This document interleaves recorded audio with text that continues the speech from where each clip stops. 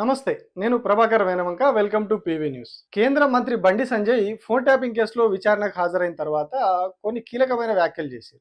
ఇవ్వాలని తెలంగాణ రాష్ట్రంలో కేసీఆర్ ప్రభుత్వం ఉన్నప్పుడు ఎవ్వరు కూడా నార్మల్ కాల్ మాట్లాడుకోవాలి. ఎవరైనా మామూలు బిచ్చపులు అడిగినా కూడా, ఆటో కార్మికులు అడిగినా కూడా, అబ్బో సార్ కేసీఆర్ ఫోన్ ఇంటర్నెట, అందుకే వాట్సాప్ కాల్ మాట్లాడుతున్నారు సార్ అంటుండే. ఇది ఇది కామన్ అయిపోయింది. ఇది ఎవ్వరు కూడా మాట్లాడుకోలే, అందరికి తెలిసిపోయింది. కేసీఆర్ ఫోన్ ఇంటర్నెట, మామూలు కాల్ మాట్లాడకూడదు, అయితే వాట్సాప్, అయితే ఫేస్ టైమ్, అయితే సిగ్నల్ మాట్లాడుకోవాలంట అని చెప్పి ఈ టెక్నాలజీ పెంచడానికే వచ్చి కేసీఆర్ టాపిక్ వేసింది. రాష్ట్రంలో అడుక్కునే వాళ్ళు, ఆటోలు నడిపే వాళ్ళు అందరూ కూడా వాట్సాప్ కాల్స్ మాట్లాడుకున్నారు. ఐఫోన్లో అదేంది ఫేస్ టైమ్ అని కాల్ ఉంటుందట, ఆ ఫేస్ టైమ్ అని ఆ ఫోన్లు మాట్లాడుకున్నారు. అసలు గత ప్రభుత్వ హయాంలో స్వేచ్ఛనే లేదు, ఫోన్లు మాట్లాడుకునే స్వేచ్ఛ కూడా లేదు అని చెప్పి ఆయన మాట్లాడారు. ఫోన్ ట్యాపింగ్ చేయాలనుకున్నప్పుడు కేవలం ఒక సిమ్ ద్వారానో, ఒక ఫోన్ ద్వారానో, ఇంకొక దాని ద్వారానో వాళ్ళు ట్యాప్ చేయరు. ఫోన్ ట్యాపింగ్లో పెడితే నువ్వు ఎట్లాంటి ఫోన్ వాడినా, డబ్బా ఫోన్ వాడినా, లేకపోతే మంచి ఐఫోనో ఇంకా అంతకు మించిన క్వాలిటీ ఫోన్ వాడినా, నువ్వు ఎట్లా వాడినా ఆ డివైస్ని వాళ్ళు వాళ్ళ హ్యాండ్ ఓవర్లోకి తీసుకుంటారు. దాన్ని హ్యాక్ చేసేసి, దాన్ని ట్యాప్ చేసేసి కంప్లీట్గా ఆ ఫోన్లో ఎవరు మాట్లాడుతున్నారనే వాయిస్ని గుర్తుపట్టి మరీ ఆ ఫోన్ కాల్ని వాళ్ళు ట్రేస్ చేసేస్తారు. నీ ఫోన్ నెంబరే తెలవాల్సిన అవసరం కూడా లేదు. ఒక గదిలో ఒక 10 ఫోన్లు ఉంటే ఆ 10 ఫోన్లలో స్పెసిఫిక్గా ఎవరి ఫోన్ ట్యాప్ చేయాలన్నా కూడా అట్లా దొరకబట్టి చేసేంత టెక్నాలజీ ఉన్నది ఇప్పుడు.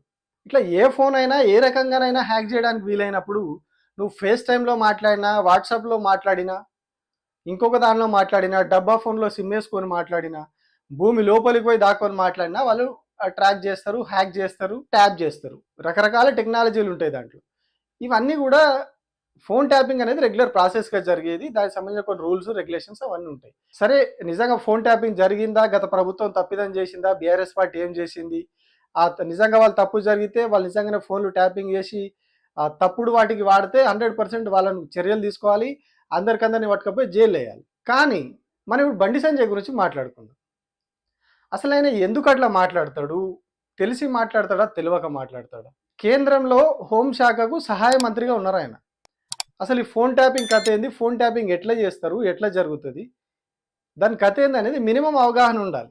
ఎందుకు అంటే రాష్ట్రం ఫోన్ ట్యాపింగ్ చేయాల్సి వచ్చినప్పుడు ఖచ్చితంగా అది హోంశాఖకే పోతుంది ఫైల్. కేంద్రంలో ఉన్నటువంటి హోంశాఖకే ఫైల్ పోతుంది. అక్కడ తెలుస్తుంది కదా ఎవరి నెంబరు ఎక్కడికి పోతా ఉన్నది, ఎంతమంది ట్యాప్ చేస్తూ ఉన్నారు వీళ్ళు అనేది. ఆ డేటా అంతా కూడా కేంద్ర ప్రభుత్వం దగ్గర కూడా ఉంటుంది. ఇప్పుడు ఈయన మొన్న కేంద్ర మంత్రి అయ్యిండు. సో అంతకుముందు ఉన్న డేటా అదే శాఖలో ఉంటుంది కదా. ఇప్పుడు అదే శాఖలో ఈయన ఉన్నారు. గతంలో వేరే మంత్రి ఉన్న దగ్గర ఇప్పుడు ఈయనే ఉన్నారు. తెలంగాణలో ఇప్పుడు ప్రభుత్వం మారినట్టు అక్కడ కూడా వేరే మంత్రి ఉండే, ఇప్పుడు ఈయన వచ్చిండు. సో ఆ డేటా అంతా కూడా వాళ్ళ దగ్గర ఉంటాయి కదా. ఫైల్స్ అన్ని, ఫోన్ ట్యాపింగ్ జరిగినటువంటి ఫైల్స్ అన్ని కూడా రాష్ట్ర ప్రభుత్వం నుంచి అప్రూవల్ కోసం వెళ్ళినటువంటి అన్నీ కూడా టెలికమ్యూనికేషన్ మినిస్ట్రీ దగ్గర ఉంటాయి, హోంశాఖ దగ్గర కూడా ఉంటాయి. మరి ఈయన అట్టిగా వేగ్గా ఎందుకు మాట్లాడతాడు? నిజంగానే అవి జరిగి ఉంటే ఈయన దగ్గర ఫైల్స్ ఉంటాయి కదా, తీసి ఈ నెంబర్లు ఉన్నాయని చెప్పి వీళ్ళే జరిగినాయి, నా ఫోన్ ట్యాపింగ్ జరిగింది, నా కుటుంబ సభ్యుల ఫోన్ ట్యాపింగ్ జరిగిందని చెప్పి అప్పుడు రుజువులతో సహా బయట పెట్టచ్చు, మాట్లాడవచ్చు. కానీ ఇప్పటివరకు అట్లాంటి ప్రయత్నం ఏం చేయలేదు. ఇందులో ఇంకో విషయం ఏంటి అంటే, అసలు తన ఫోనే మిస్ అయిందని చెప్పి గతంలో కంప్లైంట్ ఇచ్చారు బండి సంజయ్. 10వ తరగతి హిందీ పరీక్షా పేపరు లీకేజీలో ఈయన అరెస్ట్ అయ్యారు గతంలో. ఈయన ఆదేశాలతోని కొందరు వ్యక్తులు ఆ పేపర్ని లీక్ చేసిర్రు అని చెప్పి, బీజేపీకి సంబంధించినటువంటి కొందరు వ్యక్తులు బండి సంజయ్ ఆదేశాలతో లీక్ చేసిర్రు అని చెప్పి అప్పట్లో ఒక కేసు అయింది, నేను అరెస్ట్ చేసిర్రు. అరెస్ట్ చేసిన సమయంలో నా ఫోన్ పోయింది, పోలీసులు అరెస్ట్ చేసి తీసుకుపోయే సమయంలో అని చెప్పి ఆయన అప్పుడే చెప్పిండు. మరి ఇంత జరిగినా కూడా ఈయన నా ఫోన్ ట్యాప్ చేసిర్రు అంటే ఆయన ఫోనే పోయింది అన్నాడు. ఫోనే లేదు ఆయన దగ్గర. మరి ఇంకా ఏ నెంబర్ ట్యాప్ చేసిర్రు, ఇంకే ఫోన్ ట్యాప్ చేసిర్రు, అది కూడా అవగాహన లేని వాదన. కేంద్ర హోంశాఖ సహాయ మంత్రిగా ఉండి ఇట్లాంటి వ్యాఖ్యలు చేయడం అనేది అసలు కంప్లీట్గా అవగాహన లేమితోటి, అసలు ఏం తెలియనోలాగా. నిన్న దానికోసం పోయినప్పుడు కూడా అదేదో విజయోత్సవ సభకు పోయినట్టు ఇంత పెద్ద ర్యాలీ చేసుకొని కంప్లీట్గా అందరిని ట్రాఫిక్ జామ్ తోటి అందరిని ఇబ్బందుల పాలు చేసి పోయిండు ఆయన. సో అవి ఏవి అవగాహన లేకుండా ఏదో ఆవేశంతో మాట్లాడి ఇవన్నీ చేయడం వల్ల బండి సంజయ్కి ఏం పోతుందో ఏం వస్తుందో తెలియదు, కానీ కరీంనగర్ పరువు మాత్రం పోతా ఉన్నది. రాష్ట్ర వ్యాప్తంగానే కదా, దేశవ్యాప్తంగా కూడా నవ్వుకుంటా ఉన్నారు బండి సంజయ్ని చూసి. ఆయన మాట్లాడే తీరు చూసి, అవగాహన లేమితోటి ఆయన చేసే స్టేట్మెంట్లు చూసి. ఆయన 2010లో కార్పొరేటర్గా ఉండే, 10-11 ఆ టైంలో ఆ కార్పొరేటర్గా గెలిచి కరీంనగర్లో ఉండే. ఇప్పుడు కేంద్ర మంత్రి అయ్యిండు. సో ఒక పెద్ద హోదా వచ్చింది. హోదా వచ్చినప్పుడు ఎవరైనా దాన్ని కాపాడుకోవాలి. దానికి ఒక డిగ్నిటీ ఉంటది ఆ పదవికి. మనిషికి డిగ్నిటీ లేకున్నా పదవికి డిగ్నిటీ ఉంటది.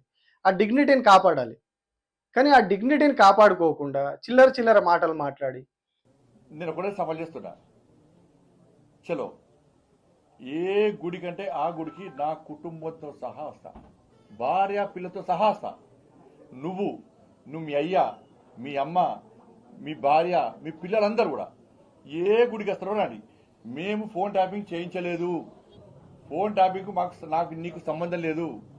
ఫోన్ ట్యాపింగ్ చేసిన విషయం నాకు తెలియదు అని నువ్వు ప్రమాణం చేస్తామా? నువ్వు దాస్తికి నువ్వు మీ కుటుంబ సభ్యులందరూ వచ్చి ప్రమాణం చేయండి. నేను మా కుటుంబ సభ్యులందరూ వచ్చి ప్రమాణం చేస్తాం. నువ్వు ఫోన్ ట్యాపింగ్ చేయించినావు, నీకు సంబంధం ఉంది, ఫోన్ ట్యాపింగ్ చేసేది నీకు తెలుసు,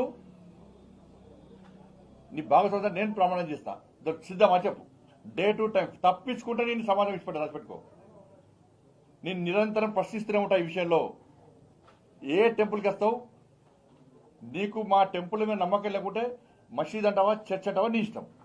చిల్లరగా స్టేట్మెంట్లు ఇచ్చి అసలు వేక్గా మాట్లాడి అసలు సంబంధం లేని విషయాలు మాట్లాడి దీని ద్వారా కేవలం ఆయనే ఏదో గొప్ప వస్తుంది, తన గొప్పతనం ఏదో వస్తుంది, ఆ కార్యకర్తల్లో జోష్ వస్తుంది, ఆ పక్క పార్టీ వాళ్ళని తిడుతున్నా అనుకుంటున్నాడు కావచ్చు. కానీ అవన్నీ కాదు. ఈయన పరువు పోతా ఉన్నది.